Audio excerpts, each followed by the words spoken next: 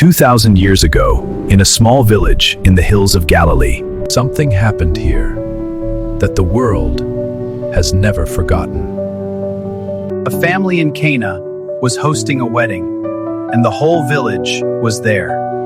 Now, in those days, a Jewish wedding was not an afternoon event. It lasted 7 full days. 7 days of feasting, 7 days of wine, 7 days of celebration. To run out of wine at your own wedding feast was not just embarrassing, it was a disgrace. But on this very day, walking along the roads of Galilee was a carpenter from Nazareth. His name was Jesus, and he had been invited to the wedding. His mother Mary was already there and paying very close attention. Jesus was not distant, he was present. At the table, in the celebration, the music was playing, the wine was flowing, everything was perfect, until somewhere between the dancing and the feasting, a servant reached for more wine and found nothing. He checked another jar, empty, another, empty, every single one, empty. The wine was gone, all of it, and the celebration was still going. Out there, nobody knew. The music played, the guests laughed, the dancing continued, completely unaware. The host had no idea, his guests had no idea, only the servants knew what was coming. What do we do? Who do we tell? How do we fix what cannot be fixed? But someone noticed, not the host, not the guests, his mother, Mary. She saw what others missed, she felt the shift, and without a word, she walked to her son. And she said to him 4 words. They have no wine. Jesus looked at her, calmly, and answered, "Woman, what does this have to do with me? My hour has not yet come."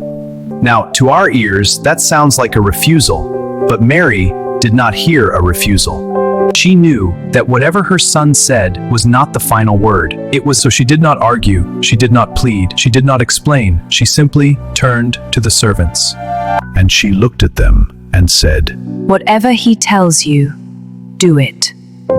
5 words, that is all she said. 5 words that would unlock everything.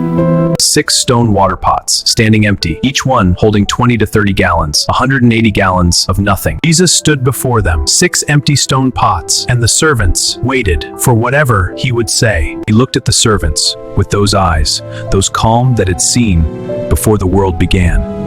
And he said, "Fill the water pots with water." Fill them with water, not wine, water. They needed wine, and he said, "Water." The servants looked at each other, and then they did it. They obeyed, not asking why, not questioning the instruction, not waiting for an explanation, just moving in obedience. They began to fill them. The first pot, water pouring in, cold, clear, plain water, nothing more. The second pot, the third, the fourth, each one filled to the brim, just as he said. All 6 filled to the very brim, 180 gallons of water, waiting.